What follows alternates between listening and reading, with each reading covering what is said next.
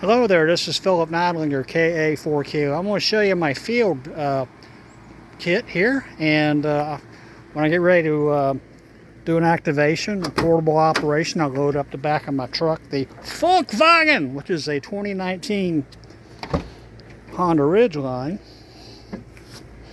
All of it fits in here. I don't think I could manage anything else.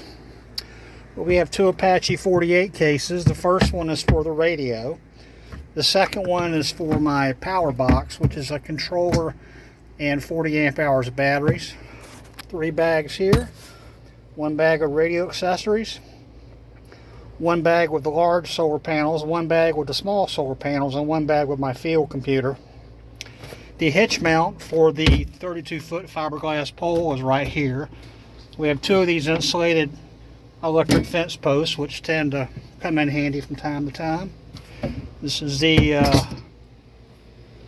32-foot fiberglass telescopic pole, and this is the little widget we come up with to hold the pole up in the ground.